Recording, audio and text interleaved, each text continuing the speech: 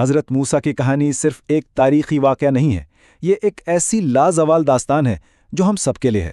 یہ بتاتی ہے کہ جب ایمان وقت کے سب سے بڑے ظالم کے سامنے آ کھڑا ہوتا ہے تو پھر ہوتا کیا ہے؟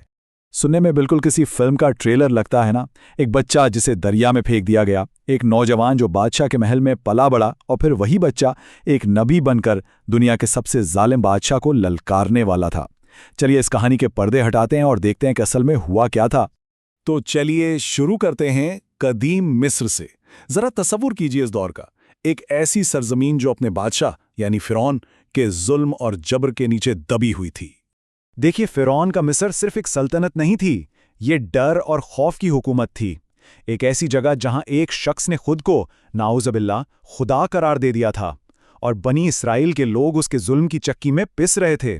ان کی زندگی غلامی کے سوا کچھ بھی نہیں تھی۔ اور پھر اسے خبر ملتی ہے ایک پیشن گوئی کی، ایک خوفناک خبر کہ ایک بچہ پیدا ہوگا جو اس کی سلطنت کو چیلنج کرے گا۔ اس خوف میں آ کر فرعون نے ایک ایسا حکم جاری کیا جسے سن کر روح کانپ جائے۔ بنی اسرائیل کے ہر نئے پیدا ہونے والے بیٹے کو قتل کر دیا جائے، مطلب ظلم اپنی انتہا پر تھا۔ لیکن اسی خوف اور دہشت کے ماحول میں موسیٰ کی پیدائش ہوتی ہے، اور یہیں سے اللہ کا وہ عظیم منصوبہ شروع ہوتا ہے جسے کوئی نہیں سمجھ سکتا تھا۔ اب یہاں ایک لفظ ہے الہام۔ موسیٰ کی والدہ کو الہام ہوا۔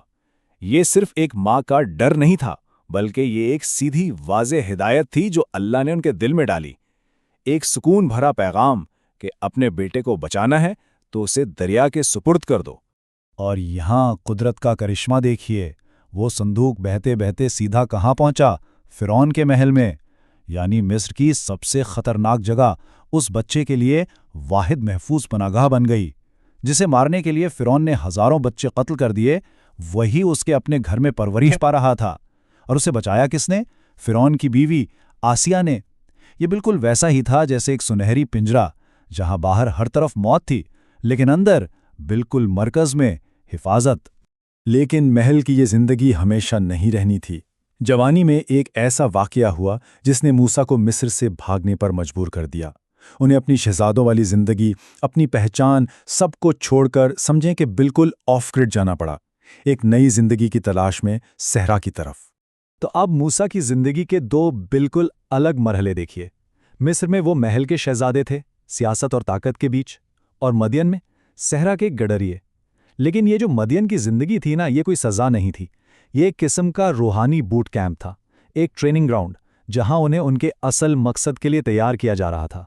سالوں گزر گئے اور پھر وہ لمحہ آتا ہے جب موسیٰ کی جلاوطنی ختم ہوتی ہے اور ان کا اصل مقصد ان پر ظاہر ہوتا ہے۔ اس منظر کو ذہن میں لائیں۔ موسیٰ اپنے گھر والوں کے ساتھ سفر کر رہے ہیں، اندھیری رات ہے اور دور انہیں ایک آگ نظر آتی ہے۔ وہ اس کی طرف بڑھتے ہیں، یہ سوچے بغیر کہ یہ ان کی زندگی کا سب سے بڑا ٹرننگ پوائنٹ ہونے والا ہے۔ سوال یہ تھا، کیا یہ کوئی معمولی آگ تھی یا اس کے پیچھے کچھ اور تھا؟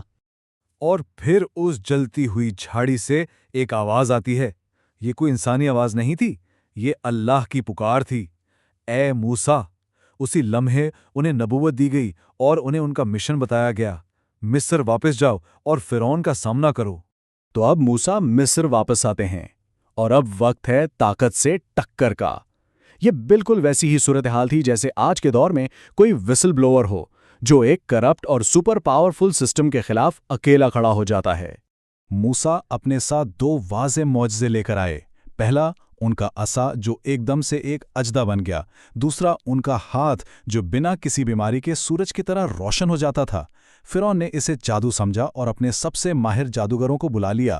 مقابلہ ہوا، لیکن جب موسیٰ کے معجزے نے ان تمام جادوگروں کی نظروں کے دھوکے کو نگل لیا تو وہ جادوگر جو جادو کی حقیقت کو سب سے بہتر جانتے تھے، وہ فوراً سمجھ گئے یہ کوئی ہاتھ کی صفائی نہیں ہے، یہ اللہ کی طاقت ہے، اور وہ اسی وقت سجدے میں گر گئے۔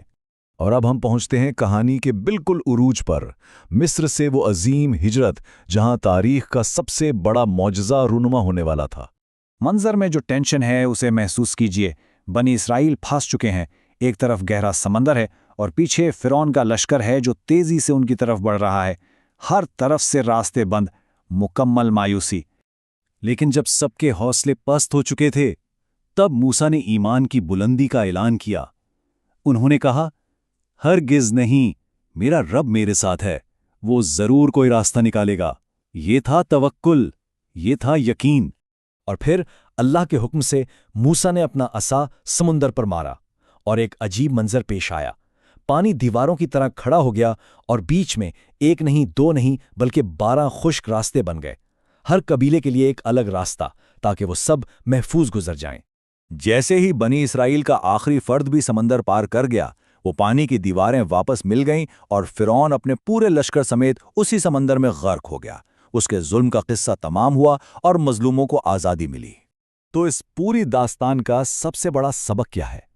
سبق یہ ہے کہ جب زندگی میں لگے کہ سارے دروازے بند ہو گئے ہیں، جب ہر طرف سے مایوسی ہو، تو یاد رکھیں، ایمان ایک ایسا راستہ کھولتا ہے جس کا کسی نے تصور بھی نہیں کیا ہوتا، کیونکہ جب اللہ کوئی راستہ کھولتا ہے نا، تو اسے کوئی بند نہیں کر سکتا۔